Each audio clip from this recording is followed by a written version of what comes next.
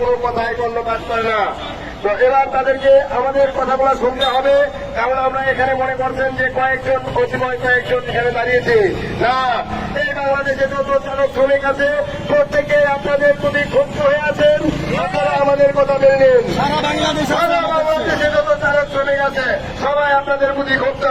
আপনারা কি করেন যে টেক্সটাইল গুলো হাজার হাজার কোটি কোটি টাকা গ্যাসের বিল বাকি ফেলিয়েছে তাদেরকে অবৈধভাবে একটা করে কভার ভ্যান লরিতে 100-200 করে সিলিন্ডার বসায় তারা গ্যাস পাম্পে নিয়ে এসে গ্যাস নেয় এবং সামনে দিয়ে একটা রশি ঝুলাই দিয়া বলে গ্যাস আমরা এই লরিতে কিভাবে গ্যাস দেয় এটা আমরা দেখতে চাই। কেননা এটা একটা পারমাণবিক বোমা।